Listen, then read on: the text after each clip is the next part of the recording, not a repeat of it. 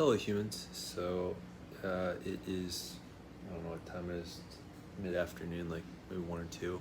Alyssa's in the shower and just got back from her first walk around the corner, which she has not treated herself to yet. I think it's more like she's maybe less about treating herself, more like she has a hard time stepping away from the little one.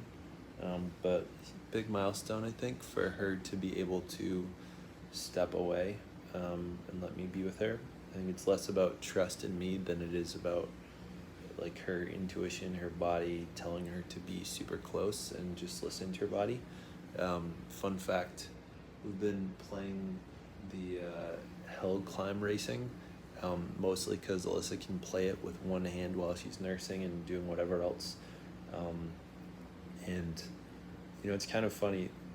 I don't love playing the game, but I enjoy sort of the camaraderie with Alyssa. We don't have a ton of time together, it seems like. A lot of times when we're both awake, I'm trying to do chores around the house to make sure that our house is still running.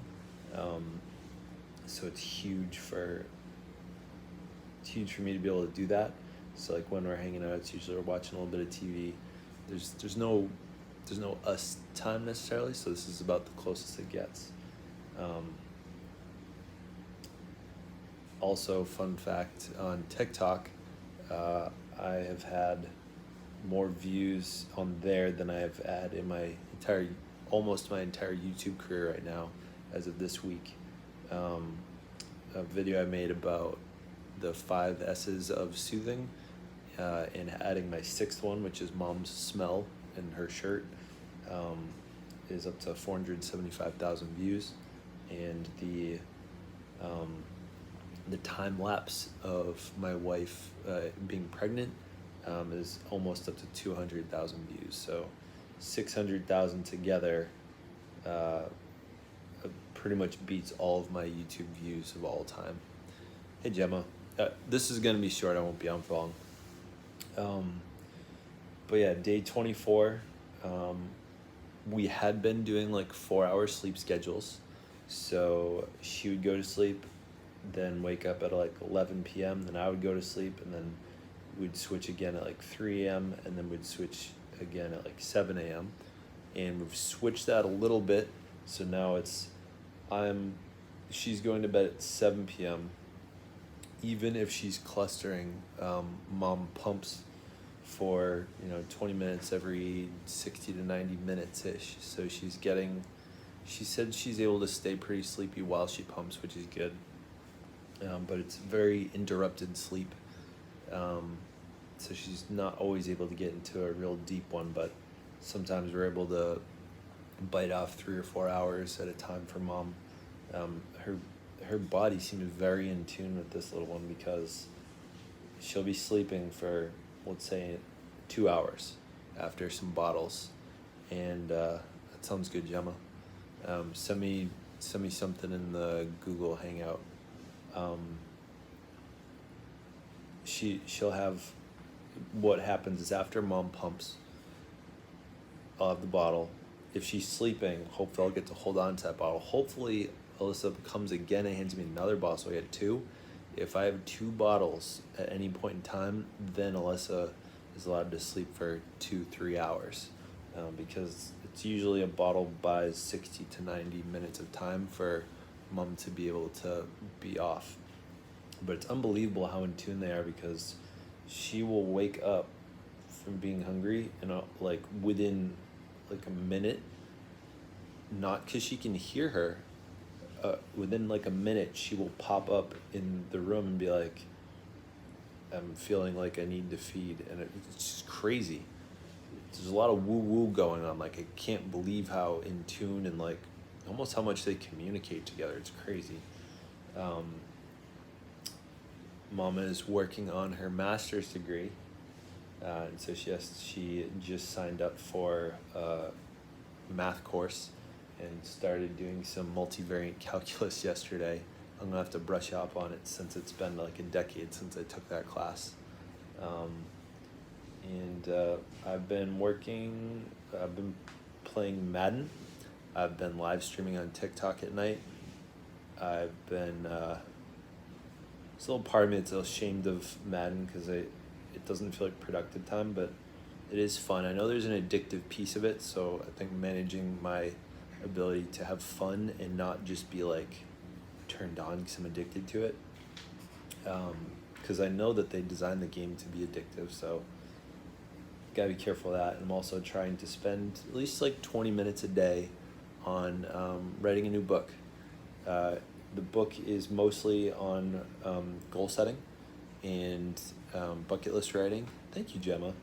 And it's pretty much, if you wanted to hire me as a coach but you couldn't afford me, then this is like for anyone.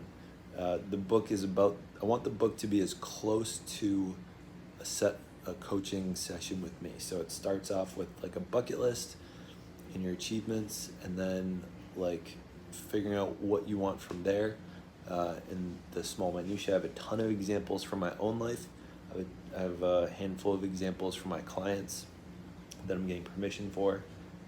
So yeah, spending like at least 20 minutes a day working on writing that has been keeping my head grounded, because I think I've come to realize that having goals, setting goals, keeping something that progresses my life's work, progresses like my career, really helps me stay focused and not like paranoid.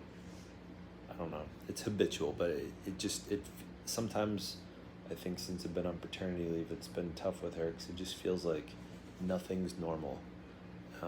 And it's like a very uncomfortable, ungrounding feeling. So it feels good to be working on another book. I think right now it's really hard to schedule calls. So registering for things and having clients doesn't work too great right now because I can't promise I'll be able to make those call times.